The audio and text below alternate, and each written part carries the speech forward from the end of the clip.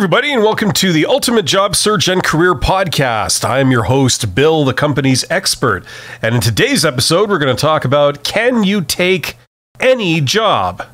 Now, this is a topic that was sent in to me, and let me explain what I mean by this.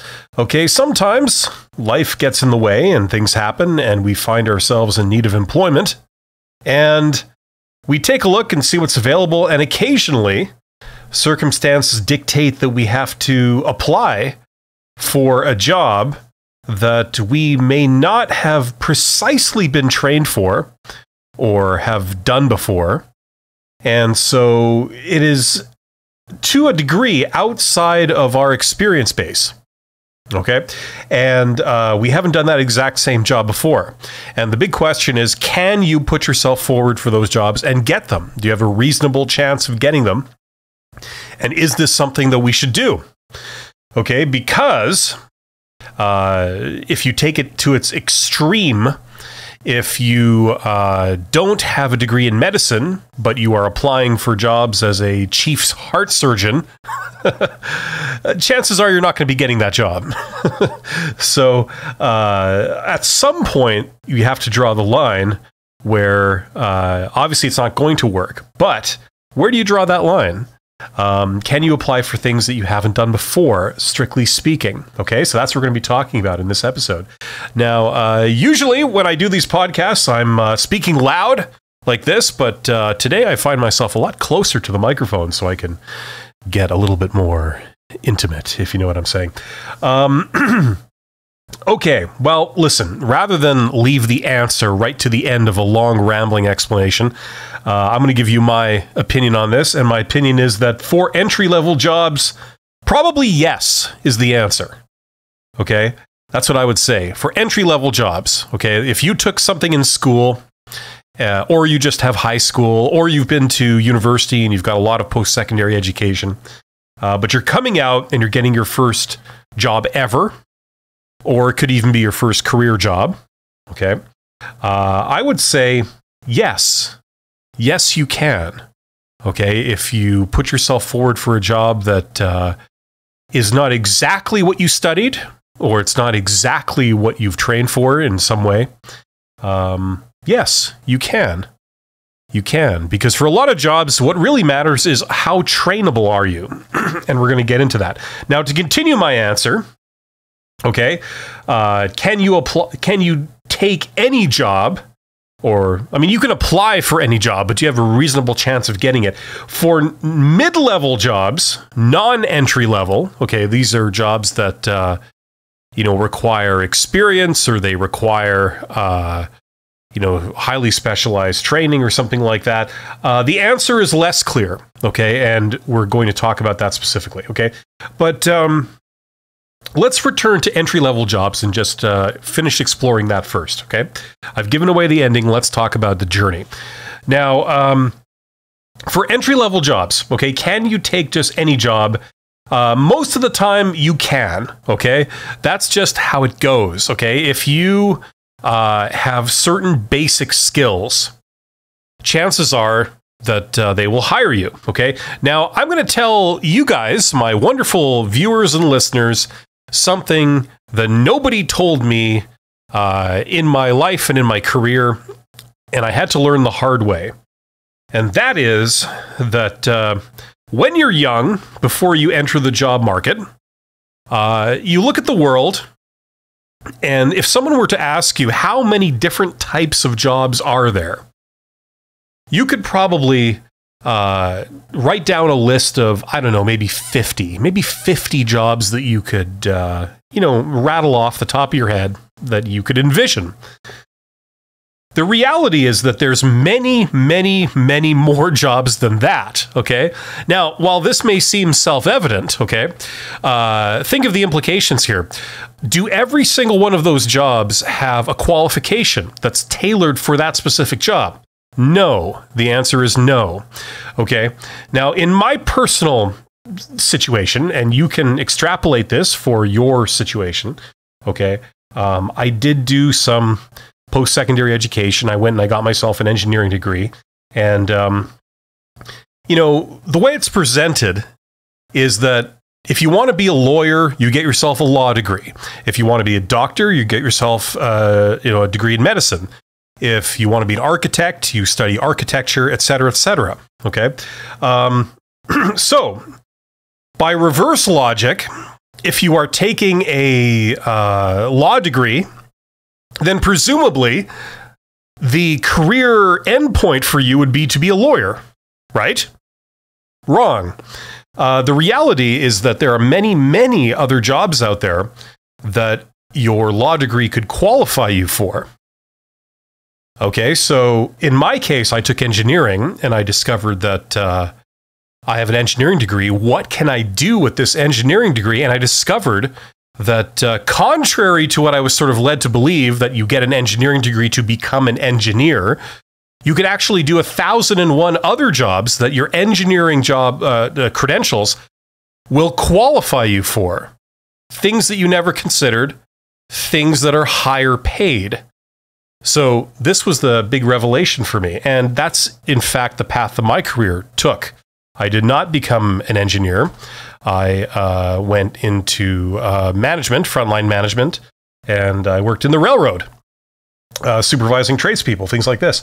And I mean, this may seem strange because the company that was hiring, well-recognized corporate, like international global company, they had decided that in order to supervise tradespeople at the railroad, electricians, mechanics, laborers, pipe fitters, this kind of thing, somebody with an engineering degree would do. Now, we could argue whether that's the best qualification for it, but they had some very high-level plan in place, along the lines of, well, an engineering degree shows that you're highly trainable, you have a good work ethic, and you can solve complex problems, et cetera, et cetera. So those are the types of traits that we're looking for in our employees, whatever kind of methodology they had. But the point is that there's so many other jobs out there that you are qualified to do that you might never have considered before you even applied for the job or was aware that the job opportunity was there. Okay.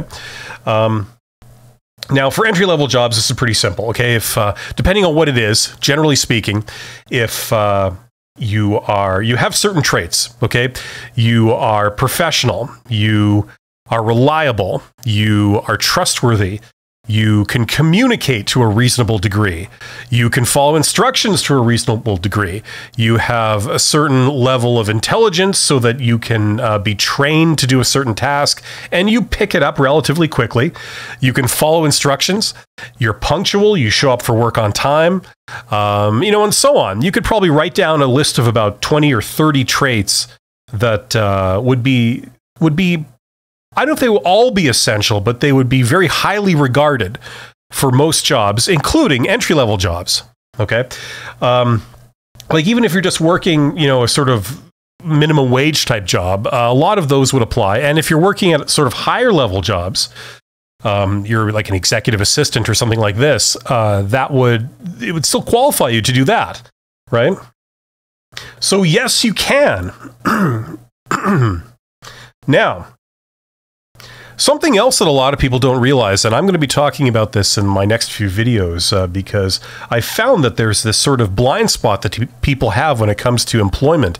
The reality is that when you apply for a job and you are being assessed by a recruiter or a hiring manager or anyone else that has the job of deciding which candidate they're going to select, like a business owner or whoever else could be in that role. The reality is that if they've accepted your application and they've called you in for an interview, chances are that they feel that based on your resume and your job application, you have the technical skills to do the job. That's not really a concern for them, okay? If it was a concern, the odds are is that they would not call you in for an interview. Okay, if there was any doubt that you would be able to do the job.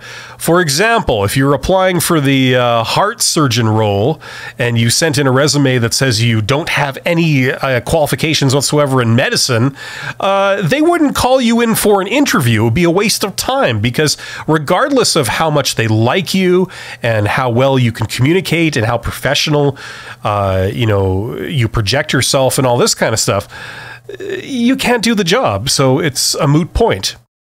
Okay, so the reality is that job interviews are all about not your technical skills, but your soft skills. The big question is, do they like you? Are you somebody that they would want to work with? Do they feel that you have, beyond technical skills, you have all the other traits required? Are you trustworthy? Do you have a good work ethic? Would you conduct yourself professionally, as opposed to doing inappropriate things? Do you respect authority enough to be able to take direction? And so on, right? Like, these are the things that they're looking for. The most important of which is, do they like you as a person?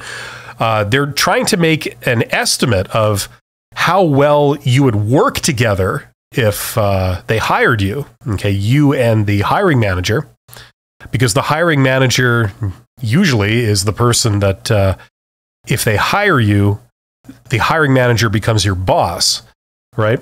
So that's the big question, okay? They are assessing you on your soft skills, mainly likability, and your technical skills are assumed to be a given, okay? That's kind of another unintuitive aspect of job interviews. A lot of people starting out on their career think that job interviews are about, grilling you on your technical skills. And some job interviews do that. Okay, if you're up for a technical type position, like an engineer, or possibly a technician of some kind, or a technical knowledge worker, anything like that, they may choose to test your technical skills in a job interview if they don't trust your credentials. That does happen depending on what industry you're in and what region and all this kind of thing, what country. But most of the time, over 90% of the time, the job interview itself is really all about the soft skills. Okay, so that's the deal. So having said that, if you have amazing soft skills, okay, you impress the interviewer by how likable you are, how professional you are. You exude an aura of trustworthiness. You tend to charm people. They like you. They would want to interact with you. They would want to work with you, and you're a great communicator. If you have traits like that, yes, you can apply for something that's slightly outside of your core competency. If you train for one thing, depending on what it is, you may get a job in another area. Okay, you might be able to do it, and we all know this. Okay, we all know that that this is possible if you are reasonably competent and you have a keen mind and you have a lot of enthusiasm and energy. You could do many, many things. It's kind of an artificial thing to say, "Oh no, I'm sorry, you're not qualified for this." People tend to be saying that more and more as we go into the future. And in some areas, I mean, it's certainly true. Okay, in certain areas, that's definitely the case. But you'd be surprised how many jobs there are that you would be qualified to do with a minimal amount of training, just because you're a capable person. Okay, so we've talked about entry-level jobs. Let's talk about mid-level jobs. Okay, non-entry level.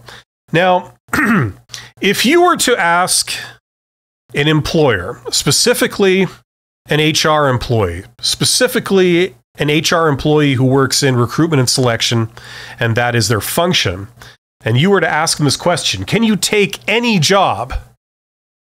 The answer would be a resounding no. They would say, no, you should be tailored. You have to be highly tailored for whatever job you take in order to be able to excel in it. And we only hire people that excel in their jobs. Okay, so that is the company line.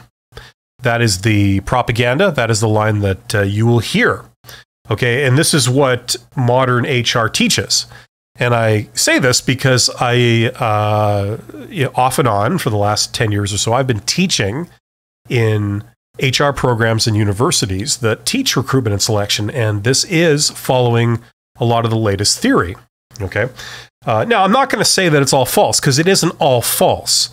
However, the way it's taught and the end result in a lot of applications with a lot of companies, especially large organizations, this gives the false impression. They go about it the wrong way.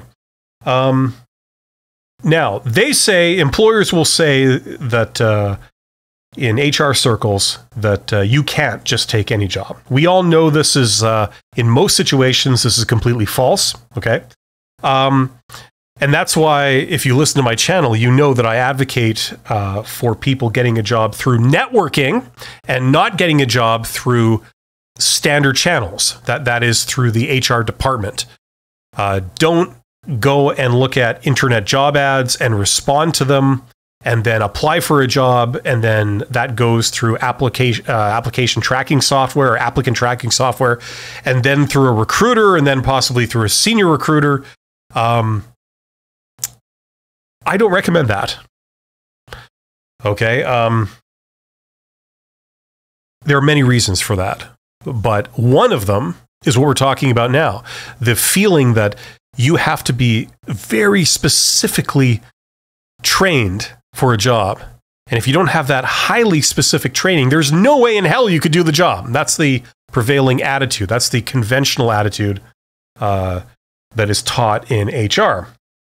Okay, that we all know is false. Now, obviously, subject to technical skills. Okay, this is subject to technical skills, but they're a lot, these are a lot less strict than you would think. Okay. Specifically, if we're talking about a job that doesn't require a license or a certification, often the answer is yes. Okay, you can take any job if you are competent, if you are professional, if you're highly trainable, if you're highly intelligent. You have all your soft skills are there. You've got great communication skills. You present yourself professionally. You have a certain amount of personal charisma and likability. Yes, you can do a hell of a lot of different jobs, especially when none of those jobs require a qualification, like a certification or a license as required by a government body or an association. Okay? I'll give you some examples. Okay? Coordinator, any kind of job that requires coordinator. You're managing schedules, people, resources, things like this. Administrator, a lot of administration type jobs. Once again, you're dealing with schedules, you're dealing with forms, you're dealing with processes, you're dealing with documentation, you're dealing with confidentiality, you're dealing with archiving, and so on, right? Okay, those jobs are very, very similar in nature. Okay, the minutiae changes as you go between industry and application and level, but the fundamental job is pretty straightforward and really doesn't require that much formal training. Okay, manager, I'll just say it, manager. I mean, if you manage people, or you manage budgets, or you manage projects, those jobs don't really change too much as you jump between industries. Okay.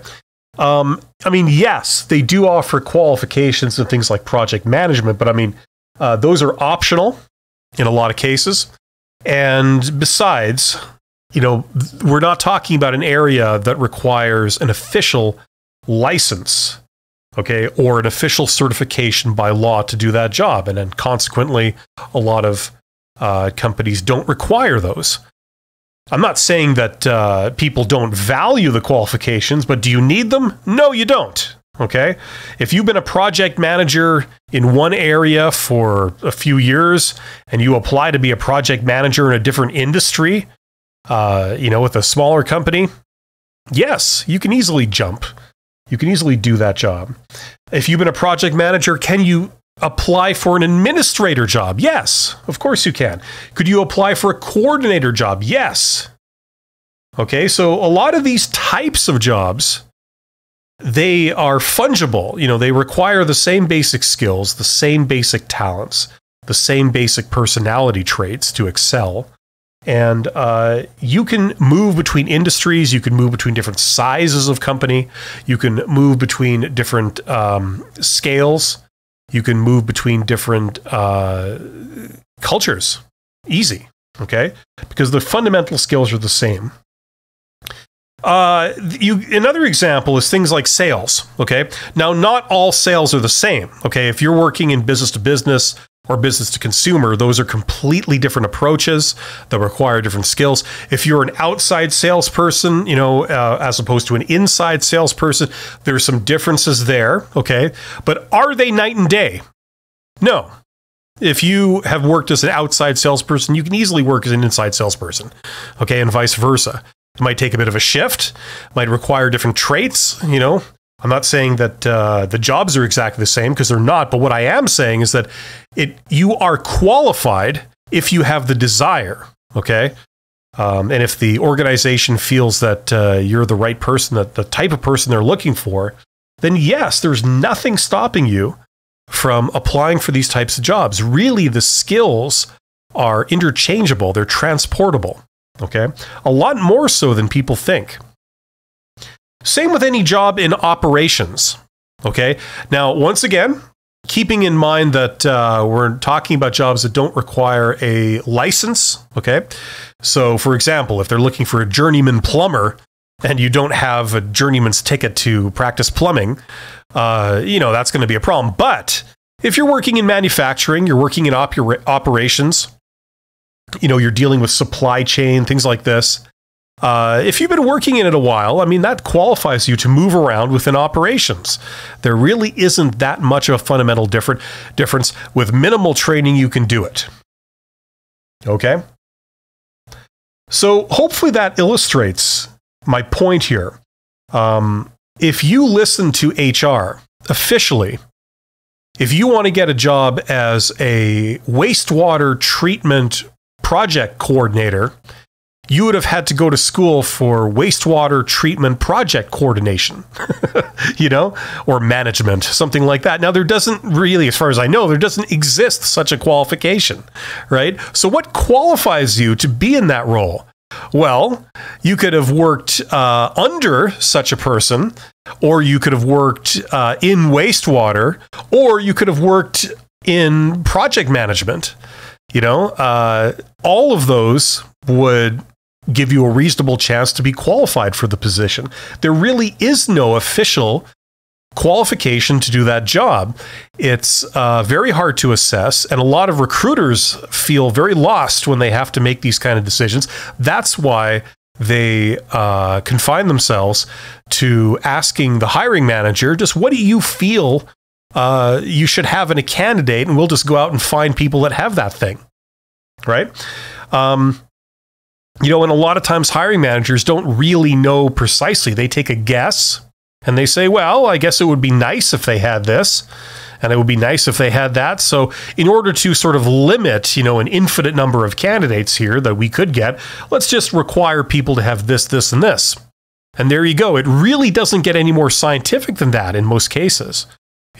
Now, the interesting part is that, like I said at the beginning, if you apply for a job with networking, and you approach that hiring manager and say, hello, I have skills in this area. I'd very much like to work for your company. I'm very passionate about working in wastewater and things. That's the growth area for the future, and you can really affect people's lives, et cetera, et cetera, et cetera. And I would love to be able to work for your company. So if ever you're looking for somebody, please let me know, because I will jump at the chance.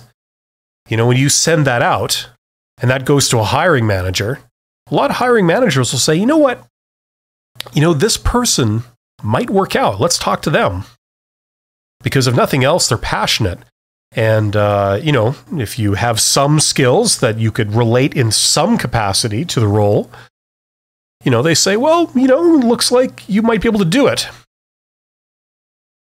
So that's the answer, the surprising answer for a lot of people. You are qualified for a lot more jobs than you might think.